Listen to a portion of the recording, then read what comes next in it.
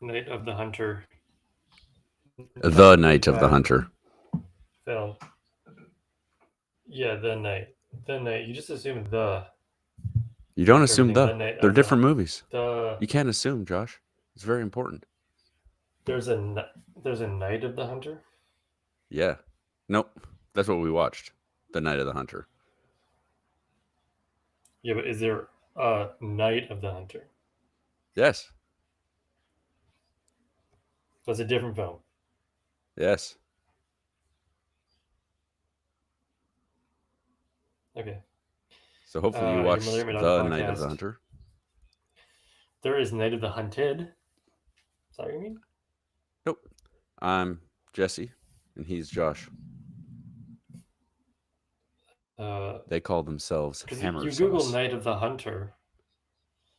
You Google Night of the Hunter, and the Night of the Hunter comes up. I don't see it. Just Night of the Hunter. Are we going to do this right now? Anyways, doesn't matter. Um, yeah, you did the introductions. That's great. How are you? I'm really good. In 1991, there was a film that came out called Night of the Hunter. So, I bet you feel silly now. Yes, Josh. Yes, Jesse, I do. Oh, yeah. Well, it's good of you to admit it. Okay. Hello. Welcome. Wednesday. We've already been doing this for 2 minutes. 2 minutes. What a way to pass the time. So we saw Mission Impossible Dead Reckoning this week. It was nice. Nope. We had a good time. Nope. We didn't watch that. I watched Dead Reckoning. Good movie. 2 hours and 45 minutes of just action packed.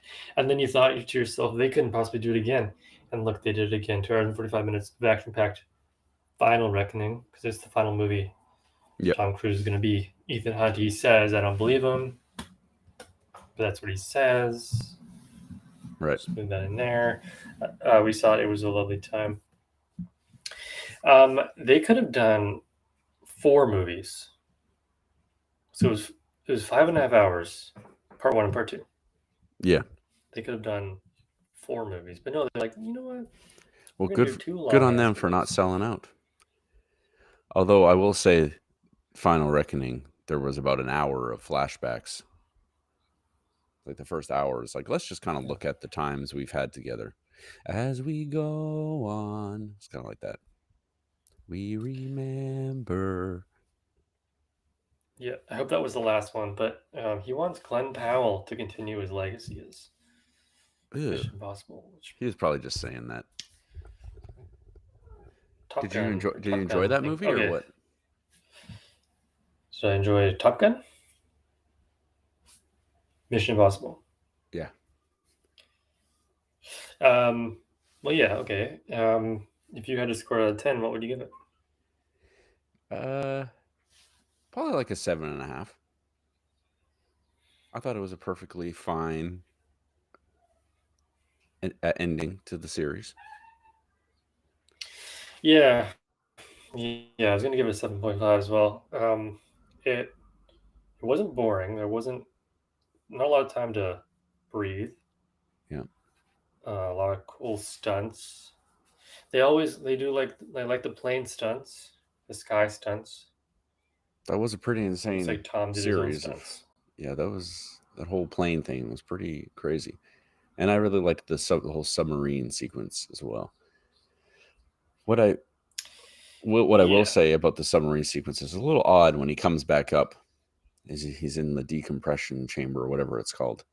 He's just sort of sensually getting woken up by the female lead.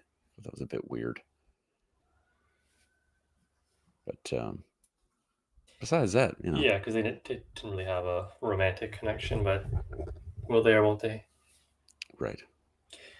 Yeah. Well, what I like about this movie is it seems like there's a little bit of delay between me talking and you responding. But what I like about Mission Impossible is that they spend a lot of time on like one scene, like the submarine scene, it's probably like half an hour, and then the airplane scene is probably like half an hour, and that's just an hour of the film. Yes. Yes. Yeah, 7.5. I give it pretty good. You saw another movie the next day, is that correct? I did. The next day, I went and saw 28 Years Later, which I thought was good as well. Probably give that one like a 7 or something. Little offbeat. Without seeing the first two. Yeah.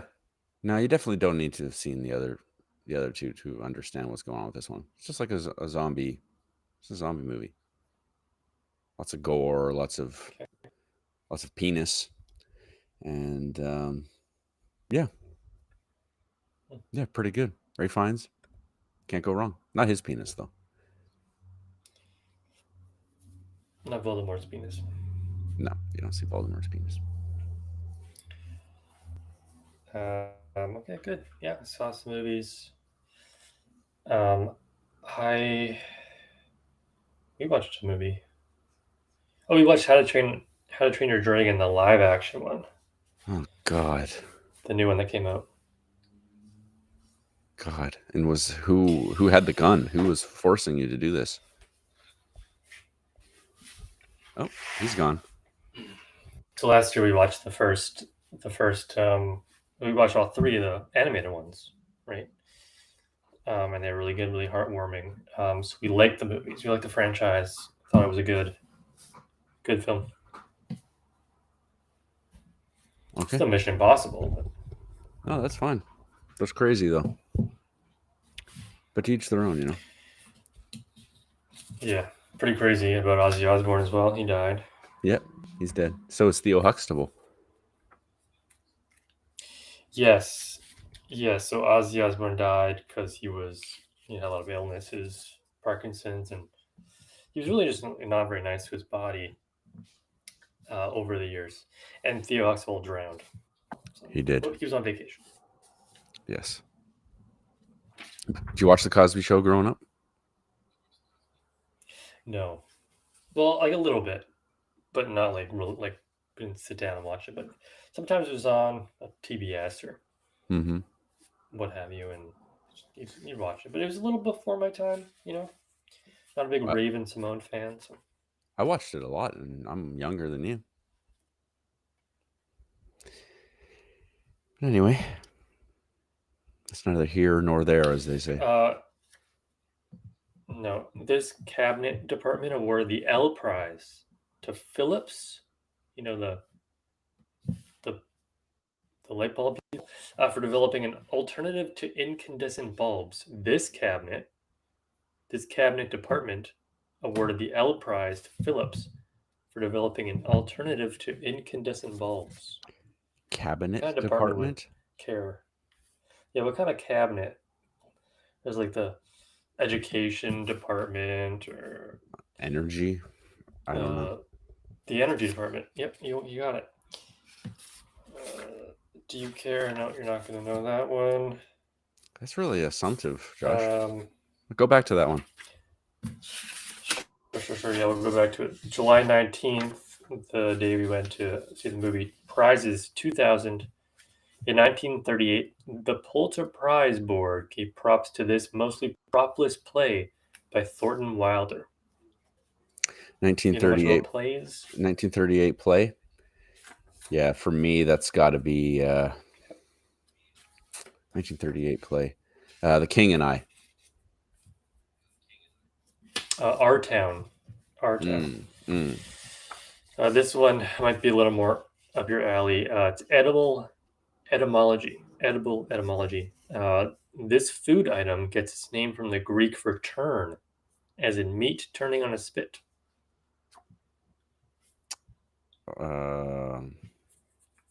Greek for turn.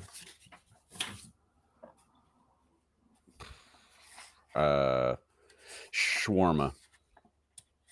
Do you ever go to Cadborough Bay? Yep. Gyro. They have there we go. Tiny creatures, $200. A hog-nosed species of this flying mammal is about 3 centimeters long and weighs less than 2 grams. Bats. Hognose species of this flying mammal. They also carry disease. It's the only flying also tiny creatures. mammal The there is. Saharan. Okay. The Saharan, well, sometimes we fly. The Saharan silver type of this can't leave its nest for more than 20 minutes a day due to the heat, so picnics are safe. The Saharan silver type of this can't leave its nest for more than 20 minutes a day due to the heat, so picnics are safe. Tiny creatures. Ants. Yeah, ants. Tiny creatures for 1,000. In 1930, biologist Israel Arahoni went to Syria to find these small nocturnal rodents we know better as domesticated animals. Small nocturnal rodents we know better as domesticated animals. Maybe you had one growing up. Maybe you Hamsters. didn't. Hamsters. We're on fire today. The last question of the week. First name file. Something found atop ice cream, or the first name of a late night TV host. It's not Steven. Something found atop ice cream, or the first name of a late night TV host. First part is confusing to me. Just name a late night TV host. That's not Steven. I mean, Conan? Ooh, Jimmy. Jimmy Kimmel, Jimmy What's that Fallon. have to do with ice cream? Conan's interesting. I don't know. Very confusing. I guess Conan because it has the word cone in it. I don't know. That's a good educated guess. Stupid. Yeah. I don't like how you made me feel stupid when I got that wrong. But that's okay. Well, I told you it doesn't make any sense. I said it out loud. The first part doesn't make any sense. Just name a late night host. Well, and then I named one. You're like, oh yeah, should have got it. Should have Jimmy. Should have got Jimmy. Well, there's two. Conan's not even a late night host anymore. So. Well, anymore, sure. But... Just two. Okay. What else do you want to talk about? Your haircut. I mean, I had it when we hung out. You were wearing a hat the whole time. Also, I got it yesterday. So. Oh, so now you're a liar. It's crazy. It's crazy work. Why are you sort of kneeling? Why don't you just get a chair? Why don't you just sit down? I'm standing. I'm not kneeling at all. I'm standing up. I know. But then you're like, every once in a while, you're kind of like going. You're fidgeting. You gotta stretch. Yeah, I'm moving on. So I used to work for the ferries in their customer service department, and they had standing desks. It's my favorite type of desk. You just stand, you answer phone calls, you do social media. It's great. And then if you want to sit down, you just sit down. But right now, I'm just standing. Okay. That's fine. You do whatever you like to do. It's no problem with me. You see the snowbirds? Sorry. Oh, did I ever? Couldn't miss them. You can see them from your place? They're loud. Yes, they flew right over. Yeah, I was down at my paddling docks at the time. They flew around. They were circling us like a dozen times. I saw them real close. Wow. Yep. Yeah, it's pretty cool. Our tax money going to that. Yep, definitely worth it. Worth it. Well, how are the cats? They're all dead. There was a cat in Night of the Hunter. The Night of the Hunter? Yes, there was. Very briefly. Very, very briefly. Is that your segue to the film? So yeah, we watched The Rope. Sorry, we watched Rope. That's why I'm getting confused. Last week, and it was in color. 1948. This movie, black and white, 1955. I think at this time it was an artistic choice. You to go color or not color, or perhaps a budgetary choice? I don't know. I think it was probably in color because it was redone. The Hitchcock film, it was probably They colored colorized it. Hitchcock. This one was they colorized it. This one was not colorized because it was a one-time and done director. This film, I learned that it was not liked when it came out, did terrible, and Right. then it slowly grew to a cult classic, and now all of a sudden people are naming it the second best movie of all time. I didn't find it to be the second best movie of all time. I'm sure you did not either. No. But let's jump into it. Movie time. Movie time. Certainly was a good movie, though. I wasn't having a bad time. It was watching interesting. Yes, it was certainly very interesting. I think it had a lot going on for it that I don't typically see in movies from the 50s. Rather spooky, Sure. heavy themes, perhaps some criticism of religion, and also weird blending of like, is this a nice heartfelt movie like It's a Wonderful Life, or is this like a horror movie or a thriller, or what is it? It's like a lot of genres in one. Very odd in that way. I watched the movie, and then I read a little bit about it, and people were calling it like a horror movie, and I'm like, I didn't get that. And then I read more into it. I'm like, oh yeah, okay, I can see Yeah. this as a horror movie the way he the main guy was. Yeah, sure. Yes. More of a thriller, maybe. But Yeah, I'd call it a thriller, but also fairly maybe a horror movie to a child yeah. with money. Yeah, would be spooky for a child. I noticed a lot of things being pulled by strings in this movie. Did you notice that?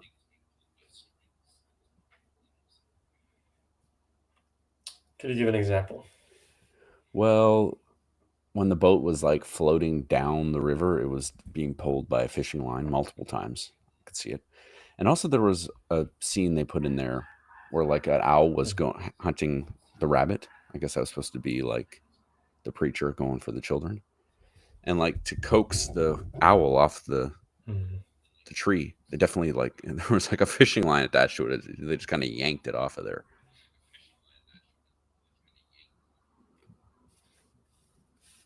So yeah, I can't say I noticed. More of a simple guy. Yeah. And in the same way, I felt like the genres were kind of all over the place and mixed. Also felt there was like a mixture of times where the film looked really good and professional, and then times like that where it was kind of like I could see exactly what they were doing. Maybe not. Like the shot of the mom like in the car under the water was like an insanely cool shot. And also all the times Mr. Preacher Man was like outside a house and they were like playing with like the shadows. He's like in the shadows and they're like lighting a candlestick and he's like being shrouded by the light and then he disappears. And I don't know, there's like a lot of cool shots, I thought. Yeah. Oh, we really are and on a then delay. the fishing wire. And then the fishing wire. Yeah. Okay, well, how did you like the fact that we didn't actually get to see him kill the mom? Yeah, I thought it was fine. I don't know if they would have shown something like that back then. I mean, maybe they showed that guy in Rope getting killed, kind of. Well, kind of, yeah. Yeah, okay. Yeah, no, the shot under the water. It was a dummy too, not even a real person. Pretty good. Yeah. I don't know. So when the movie started, Go ahead. When the movie started and the dad, the original dad, started talking and like acting, I'm like, oh no, this is gonna be a long movie. This guy's terrible. Mm-hmm. But then I thought, then once he died, then the acting was a little better. The boy actor, great. He looked like a little man. Robert Mitchum also did a great job. Mm-hmm. But yeah, I'm glad that the dad died because he was not good at acting, and also they wouldn't have been in the same cell together.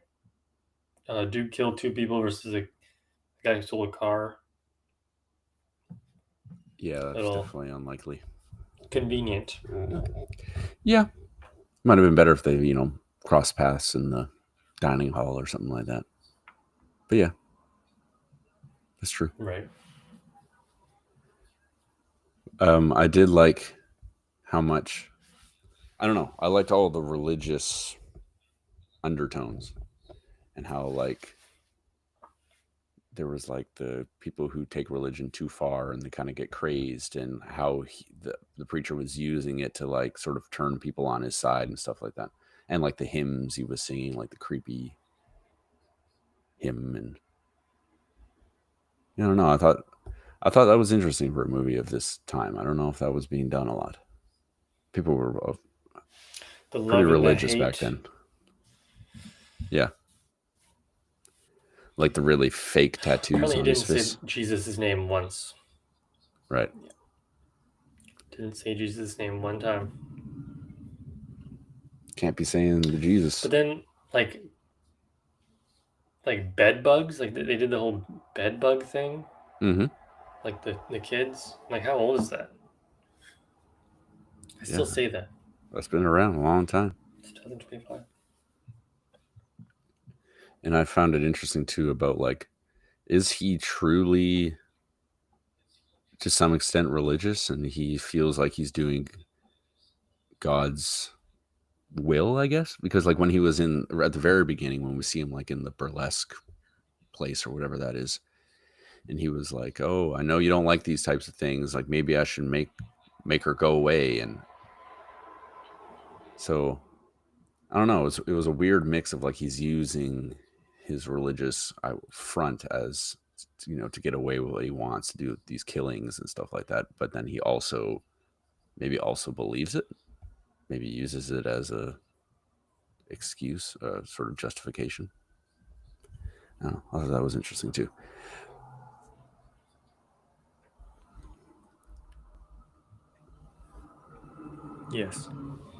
Yes.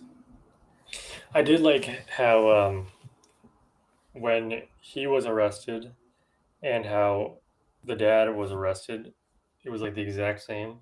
Yep. The child reacted, John reacted the same way. Mm-hmm. And the money they used was Mexican pesos. I saw that. Not even American dollars. I thought that was interesting. I didn't really understand that, to be honest, but yeah. No. Money in the doll is an interesting idea as well. Definitely is. I also learned from this movie because I've read a Kurt Vonnegut book called Bluebeard, and I was not aware that was like an old folklore term for something, because when this all the townsfolk are all like, get the preacher, get that Bluebeard. I was like, oh, that's like a turn of phrase, I guess. So I looked that up, and then I was thinking about the book I read, and I was like, there's no like killing or anything like that. There is a closed barn with like locks on it and stuff, I guess, is kind of, and he's hiding it from someone. So I guess that's where the name comes from, I guess. But that was a fun fact that I learned. Great. I love a good fun fact. I do also love the fact that when the woman at the end shot with the cat, he just ran to the barn, and then she's just like, he's in the barn now. Gotta call the police. He's not leaving the barn. Yeah, I did find that people in this movie were very like, even if they find out like pretty troubling or worrisome things, they're pretty like, what can you do? Like, no one ever calls the police, and also the kids are never like, they're on the run, and they get to that nicer lady at the end. I can't remember her name. Why aren't they just like, help? We're being chased by a murdering maniac. Can you call the police, please? But Nope. No, that doesn't happen. It's a bad movie. It's a bad movie? Like, it'd be a bad... If that's how it worked out, that'd be a bad movie. Right. I guess so. Doesn't make for... Yeah, I guess that's true. They're pretty young children, so maybe they don't have enough sense to figure that out. I don't know. He looked like he could have been 45, that little boy. The sequence with when Powell was riding a horse in the distance was actually a dwarf on a pony. Fun fact. Why would they do that? That's what IMDb. I'm just reading IMDb. I don't know why. Maybe the dude's afraid of horses. He doesn't know how to ride a horse. So like, well, what's the next best thing? They must have like an issue with where they were shooting. They must have been like all in a studio or something like that. And they couldn't get it far enough away to make the shot look right or something. I don't know. Could have been. They were on a studio. Yeah. Interesting. Yeah, what else? I wasn't crazy about the movie. That's fair. Yeah.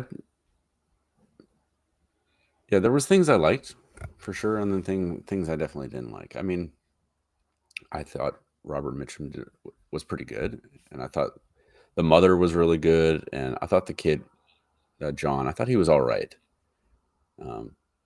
His sister, I thought, was pretty bad. Useless. I know. I had a bit of a problem with the child acting, especially since they were in it for so much of it. And I think perhaps a bit of the suspense and sort of the seriousness of the situation was, I don't know, a bit lost through the acting. And I also thought it was a weird mix of the preacher. I don't remember what his actual character's name is. I just keep saying the preacher. Preacher Powell, Harry Powell. Yeah. So there was times that he would just, kill somebody. I mean, they said in the end he had killed like 26 women or something like that. So obviously he's pretty ruthless and he's not willing to kill. But then when it came to like getting the information from the kids, he was kind of like, just like, tell me. So make sure you tell me. But he wasn't very like scary or like as mean as you would think somebody who's capable of doing all those things would be. So I don't know. There was one time he threatened the little girl. He was gonna like break her arm or something, and then she ran in to the house, and then the mom came in. Yeah, but the mom was a problem. She was an enabler, but then the mom just like looked at him. Clearly, her daughter was terrified. It just like gave him that. Yeah. Kids, look, she kind of deserved to die. I guess so. I don't know. I saw her character as someone remarrying that early. Come on. Yeah, but I guess she was kind of grieving and she was trying to find somebody, and then what I think is pretty common that people like find God or whatever. I mean, I don't think she was particularly religious before, and then she becomes like religiously crazed, and she's like, "I'll do anything for my husband," and it's like she's praying, and I don't know. I think he's a very convincing man, and sure. I think that's why she's so useless, really.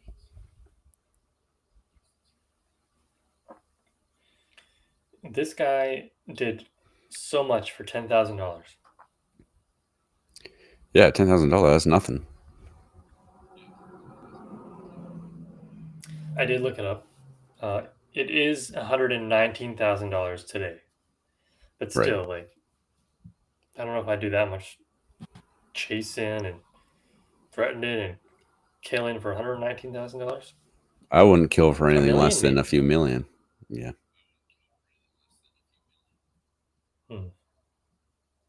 Maybe half for me. Half. Yeah. I could sort of negotiate. I'm not unreasonable. Half the 10 grand. Yeah. Okay. Is there anything else you want to talk about? Yeah. No, I don't think so. Let me just look at my notes. $10,000 is now 119,000. Mom deserves to die. Enabler. Act. No, that's good for me. Perfect. I'm fine to go on to scores then if you want to do that. All right, why don't you just jump right into scores then? How do you like the acting? I thought some of the performances were really good, and then some were distractingly bad, in my opinion. I thought the kids were not very good, and yeah, I don't think it suffered as much from when we were watching Rope, where characters were kind of just trying to make sure they got through all the lines correctly because there were such long takes, and so it felt like a bit robotic. Mm-hmm. I didn't feel that as much with this one, and I guess it's easier too when there's more characters and more chances for there to be a good performance. Whereas the last film there was like 6 characters and that's it. But yeah, an interesting mix. I would say maybe acting I'd give like a 6.5.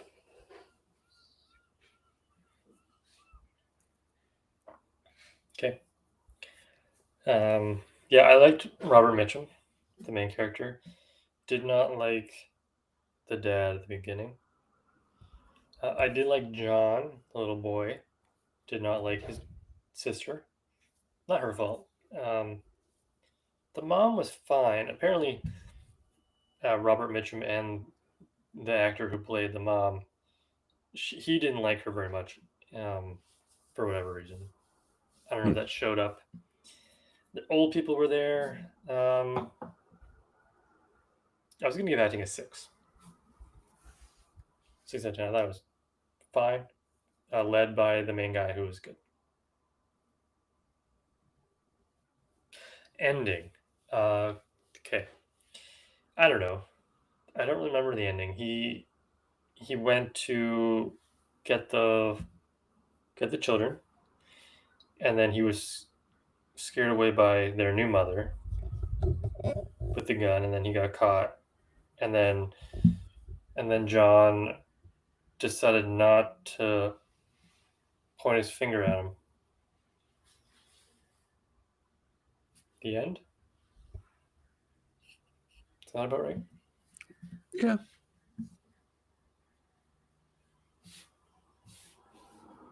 I mean, I watched the movie like 6.5 hours ago. Mm-hmm. I don't know. The ending was maybe. I guess the ending was a little disappointing. Considering this is supposed to be like a horror movie or a thriller, it just kind of ended on a whimper. You're nodding. 5 out of 10 for me. Yeah, that's fair. A pretty forgettable ending. Definitely. Especially, well, it felt like such a build up with it. Literally, Like, is he going to get the kids? Is he not? And then that kind of happened. And then there was just, yeah, like a bit of sort of just petered out at the very end. And yeah, I think a pretty underwhelming ending. I think I'd agree with you. I'd give it a 5. Okay, well then, how did you feel about it? Out of 10, just remember that you gave Mission Impossible: Final Reckoning 7.5, and 28 Years Later 7 to 7.5. Yeah. I thought there was a lot of potential. I mean, a lot of people say this is a really, really good movie and be like, oh, one of the greatest. I don't personally see it, although I do think there was a lot going on for it that could have been really great, especially with all the religious themes. And I thought some of the shots were really, really excellent. And especially for that time, I thought that was done well. But there were some things that were distracting about it. It took me out of it. And I don't think it was like an expectations versus reality problem. I just don't think it was just not quite for me. I could see this being someone's favorite film. I could see that. But yeah, maybe not quite for me. I think I gave it like a 6.5.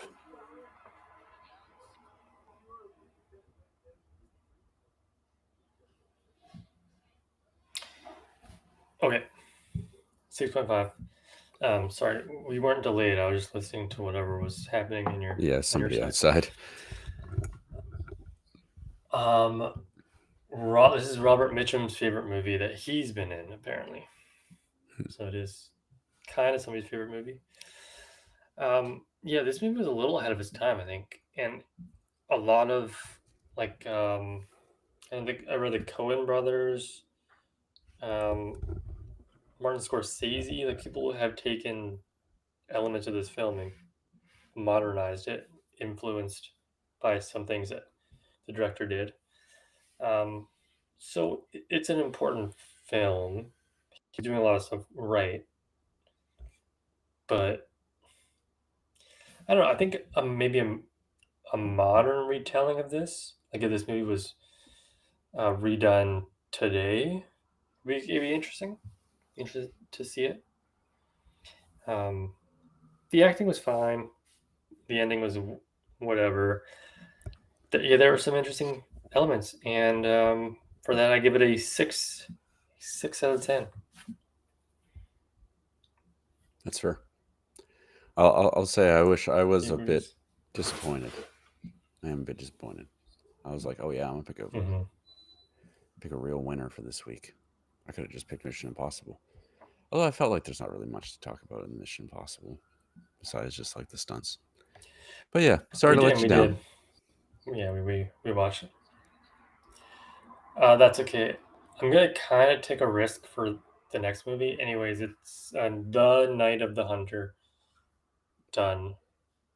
6.5. Rest in peace, Ozzy Osbourne. Have you ever seen Clerks? No. Have you ever seen anything Kevin Smith has ever done? I don't think so.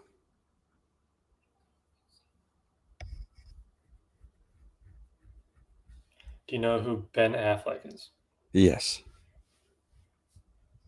Do you know who Matt Damon is? Yes. Okay, well, they're in a movie Kevin Smith does with Alanis Morissette, George Carlin.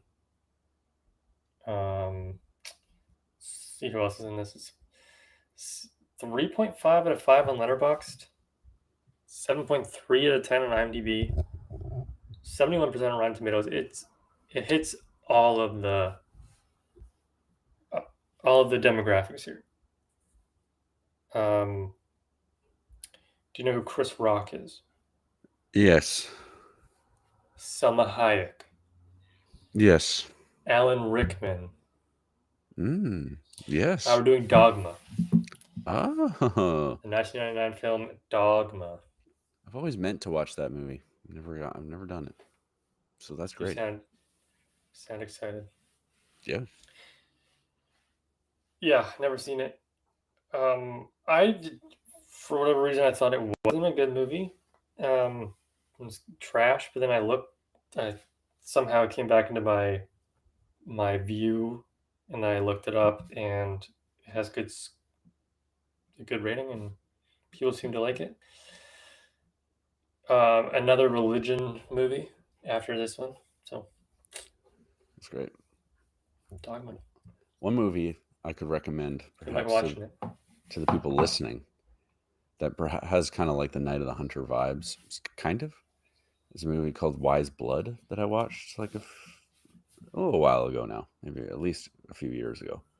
It has Brad Dourif in it. He's the guy who plays like Chucky and Wormtongue in Lord of the Rings. Chucky.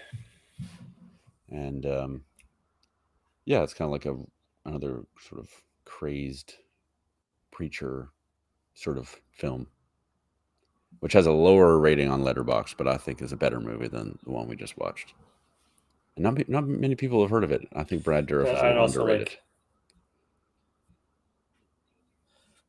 I'd also like to recommend a movie about religion called God Told Me To. Oh, that's a classic. So good. You'll never see the ending coming, I'll tell you. It probably... Well, I still haven't seen the ending, I don't think. It's only an hour and a half.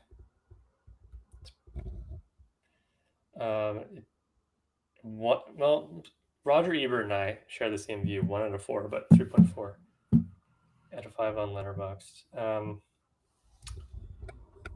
Another thing I was going to say, but now I don't remember.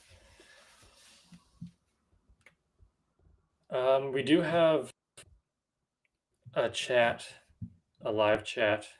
If you want me to read it to you. Yeah, I can see the starting of it. Less than a minute ago from Sizzling Keeping WX. I'll read it. Best viewers on streamboo.org. Remove the space.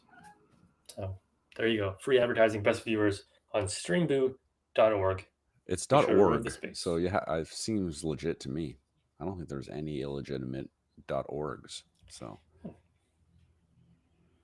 the only other better one would be .edu, but perhaps I would say that this episode of the podcast is brought to you by streamboo.org. Excuse me. Go there for all your streaming needs. If you want to watch NCIS Miami, I think they got that all there, and Young Sheldon. Interesting. And Big Bang Theory. They have all of those blocked. How would you rate your skills as a driver out of 10? My skills as a driver, I would say. Yeah, overall. I'd give myself a 9. Out of 10. 9. A 9 out of 10. Yeah.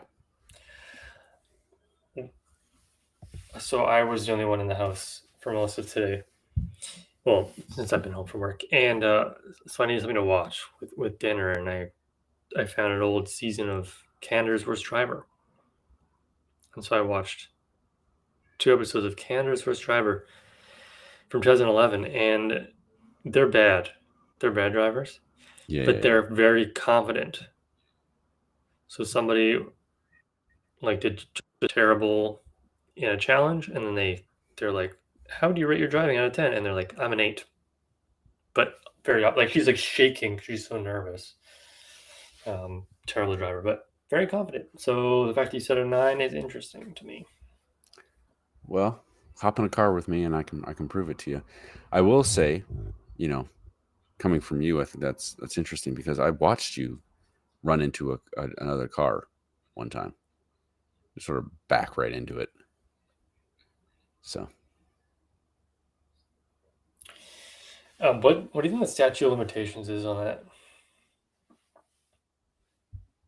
What do you mean? Well, like it was like 10 years ago, over 10 years ago. Yeah. But like, I mean, so I'm just saying, like, I'm 11 and a half years of a better driver. Well, if you were a bad driver to start off with, maybe you're 11 years worse. I mean, that's the only accident I've been in, so that I've seen. Okay, it's enough of that. This backfired on me pretty good. Okay, that's fine. What's the next film that you want to watch in theaters? In theaters, I have no idea. I don't think there's anything I'm particularly interested in. You interested in the new Fantastic Four film? Nah, not at all. I don't trust superhero movies anymore. They all kind of suck. Apparently, it's not bad. Huh. Early reviews say not bad. Not bad. That's man. That makes me want to go see it. Fantastic Four. Well, Rotten Tomatoes, so 88%, but that doesn't really mean much No. compared to the last one. Well, yeah, they haven't really done too many great things with the Fantastic Four franchise. I think personally it's because it's not a particularly interesting group of 4 superheroes. The dude is made of rocks. Yeah, the dude is made of rocks. And what's the dude made of rocks? What's his job? To be the comedic relief. That's his thing.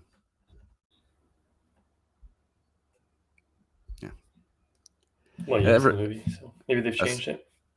No, it's just they do that with every type of movie. Like for Guardians of the Galaxy, who's the big muscular comic relief? It's Drax. You know. Oh, that's an interesting thing. So, did you end up watching Knocked at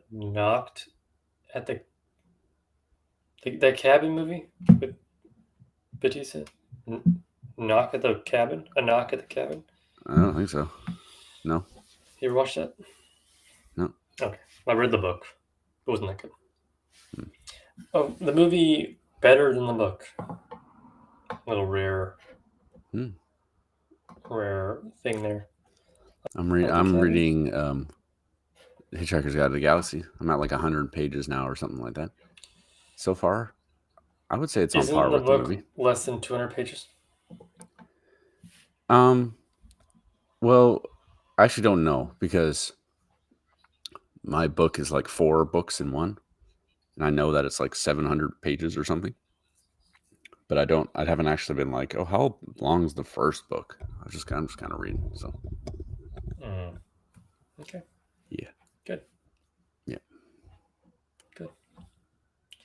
Awesome. Okay. Any cool stuff happening in the last week of July before you go off to bed? No. No, I don't think so. No, it's pretty low key week.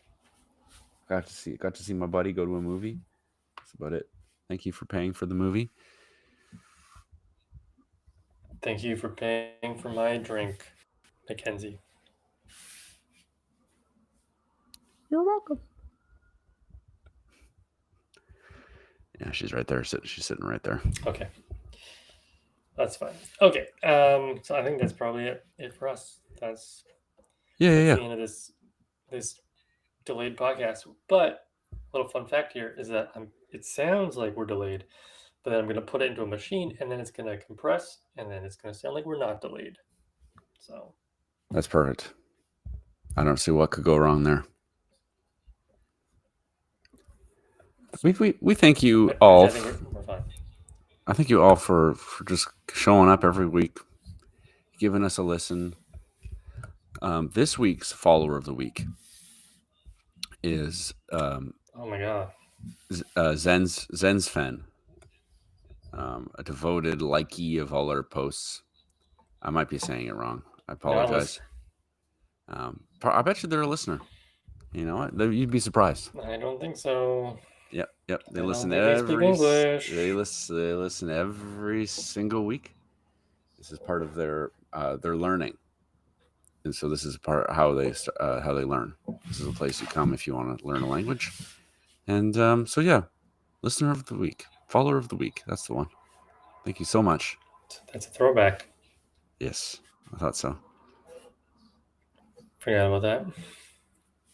Yep. Well, we haven't got a new follower in a hot minute. Yeah, these aren't things you should say out loud. Oh, whoops. Anyways, thank you so much. It just makes us sound desperate and sad. So that's another podcast, episode 136. The Night of the Hunter. The Night of the Hunter. Okay.